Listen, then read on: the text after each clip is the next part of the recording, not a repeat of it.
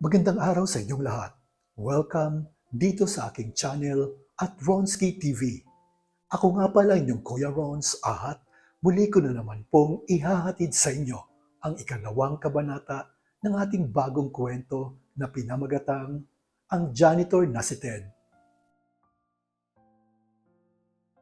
Muling nagbabalik ang ikalawang kabanata ng ating kwento na pinamagatang Ang Janitor na si Ted.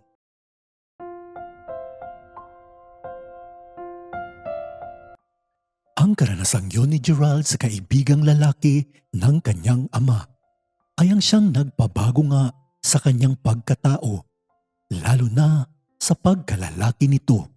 Dahil pagkatapos noon ay hinahanap-hanap na nga niya at nakakaramdam na rin siya ng pagkahumaling sa mga lalaki, lalo na sa may edad na 40 years old. Subalit, ang pagkahumaling ito sa mga lalaki ay pilit nga nitong itinatago hanggang siya ay tumuntong na sa kolehiyo at ngayon ay 25 years old na nga siya. At walang nakakaalam sa kanyang sikreto at tanging ang kanyang yaya lamang ang kanyang sinabihan dito. Alam nito sa kanyang sarili na hindi nga siya straight na lalaki, kaya sobrang maingat nitong itinatago ang kanyang totoong pagkatao sa pagbabalat kayo. Kilala si Gerald sa kanilang paaralan bilang isang mayaman, mayabang at masungit na estudyante, kasama ang kanyang tatlong lalaking classmate. At sikat na sikat nga ito, lalo pa at isa din siyang varsity player sa basketball.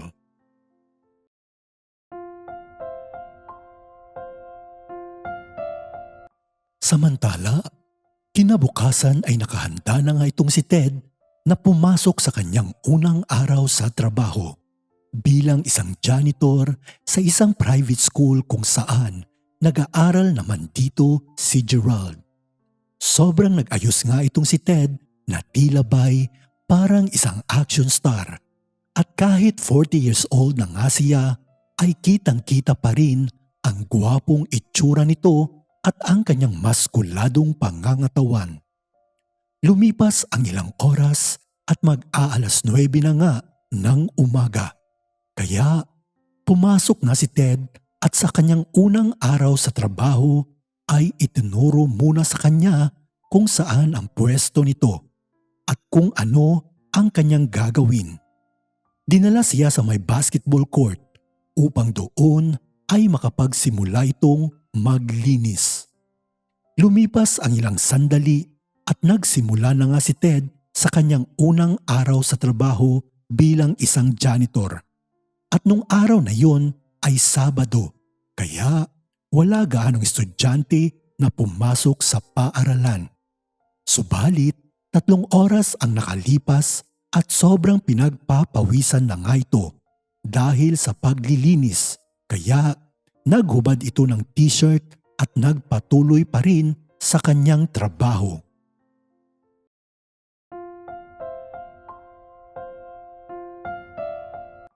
Samantala, sobra na ngang pinagpawisan si Ted sa mga sandaling yon, kaya kumuha muna ito ng tubig sa may gripo at uminom nga ito. Subalit, sakto namang paparating si Miss Cathy, kaya nagulat nga ito nang makita si Ted na nakataplis lamang.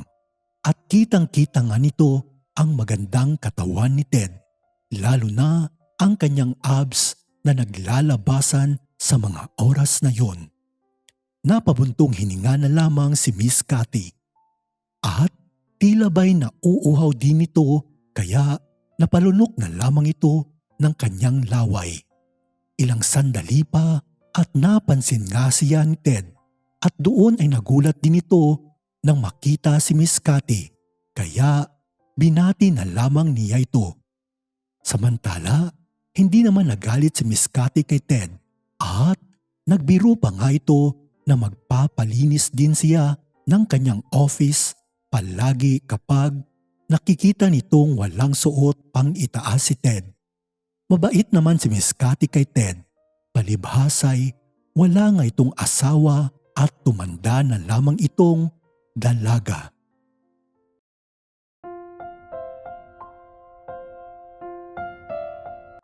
Ilang sandali pa at umalis na rin itong si Miss Cathy. Pinuntahan lamang ito si Ted upang tingnan nga ito sa kanyang ginagawang trabaho. At nakita naman ni Miss Cathy na maayos nga ito at masipag. Kaya nagpatuloy na ulit si Ted sa paglilinis nito. Hanggang sa lumipas ang ilang oras at mag-aalas 12 na nga ng tanghali.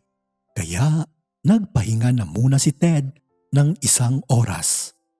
Sumapit ang 1:00 ng hapon at bumalik na nga sa kanyang duty si Ted. At ipinagpatuloy nito ang paglilinis sa basketball court. Nang mga oras na yon ay paparating naman si Gerald. Dahil may practice nga sila ng basketball. Nauna nga itong dumating kaya habang hinihintay ang kasama nito ay mag-isa na muna siyang nag-warm up. Habang naglalaro ito mag-isa sa loob ng basketball court ay napansin nga nito si Ted na abala sa paglilinis.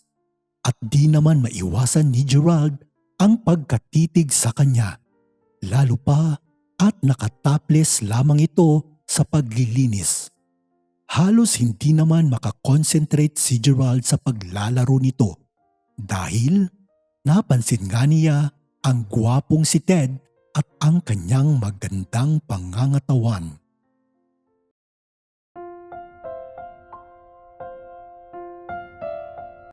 Halos hindi naman mapigilan ni Gerald ang bugso ng kanyang damdamin sa mga oras na yon. At muntik na nga nitong lapitan si Ted upang kausapin nga siya. Subalit, sakto namang paparating ang kanyang mga kasamahan. Kaya napigilan nga ito at patay mali na lamang siya sa kanyang paglalaro. Lumipas ang ilang oras at mag-aalas 5 na nga ng hapon. At papatapos na rin itong si Ted sa kanyang unang araw sa trabaho. Kaya naman, naghanda na nga itong umalis upang umuwi sa bahay. Ilang sandali pa at nag-impake na nga ito ng gamit at lumabas sa eskwelahan. Sumakay na nga ito ng jeep papauwi sa kanyang bahay. At sobrang saya naman ng pakiramdam nito dahil naging maganda nga ang kanyang unang araw sa trabaho. Kahit sobrang pagod din ito sa mga oras na yon.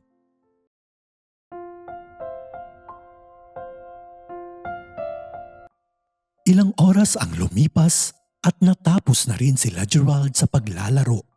At di naman maialis sa kanyang isipan ang lalaking nakita nito kaya nang matapos nga silang maglaro ay pinaunan niya munang umalis lahat ng kanyang kasamahan. At pagkatapos ay hinanap nito si Ted. Subalit hindi na nga niya ito nakita dahil nakaalis na nga ito at umuwi na sa kanyang bahay. Halos umabot ng 1 oras sa paghahanap si Gerald sa kanya. Ngunit hindi na nga niya ito nakita hanggang sa naisip nitong umuwi na lamang. Samantala, nakarating na nga si Ted sa bahay nito at ng mga oras na yon ay halatang pagod na nga siya. Kaya humiga muna ito hanggang sa makatulog na nga siya. Habang papauwi naman si Gerald ay hindi pa rin ito maialis sa kanyang isipan at patuloy pa rin ito sa kakaisip kay Ted na sa mga oras na yon ay natutulog na sa kanyang bahay.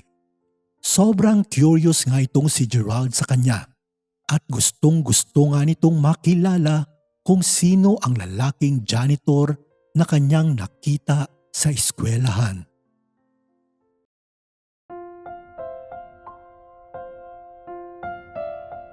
Sumapit ang linggo at wala namang pasok si Ted sa kanyang trabaho. Kaya nagpahinga na lang muna ito sa bahay niya. Habang si Gerald naman ay nagpaplanong lumabas at pupunta nga ito sa mall dahil naiinip nga ito sa loob ng kanyang bahay. Sinabihan nito ang kanyang driver na aalis nga sila pagsapit ng 2:00 ng hapon. Samantala, sumapit nga ang 2:00 ng hapon at nagdesisyon din naman itong si Ted na lumabas dahil may bibilhin nga itong gamit para sa kanyang trabaho.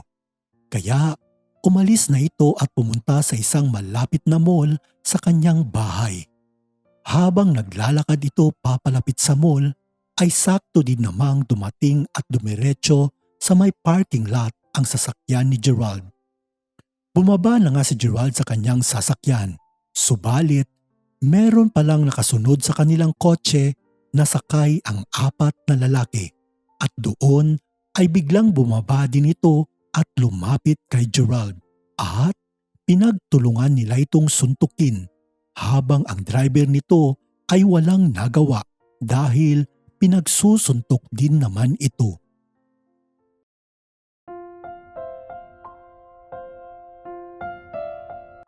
Nang mga sandaling iyon, habang naglalakad naman si Ted papunta sa mall, ay napansin nga nito ang isang lalaking pinagtutulungang bugbugin ng mga lalaki. Kaya hindi nga siya nagdalawang isip na tulungan ito at lumapit upang ipagtanggol si Gerald. Dahil sa malaki ang katawan ni Ted, ay hindi nga umubra ang dalawang lalaki sa kanya. Kaya pinagsusuntok din niya ito habang si Gerald naman ay nasa likod lamang ni Ted sa mga oras na yon. Hindi na nga umubra mga lalaki kay Ted, kaya natakot din ito at umalis. Ilang sandali pa at tinulungan na nga ni Ted si Gerald na tumayo. At doon ay sobrang nagpasalamat itong si Gerald sa kanya, lalo na sa ginawa nitong pagtulong. Ilang sandali pa at tinanong ni Gerald kung ano ang pangalan niya. At doon ay nagpakilala nga si Ted sa kanya.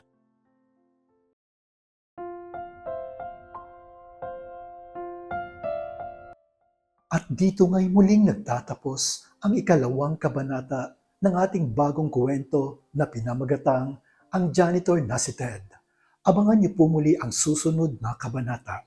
At huwag niyo pong kalimutang mag-like, mag-subscribe at mag-share. Muli, ito po ang inyong Kuya Rons at maraming salamat po.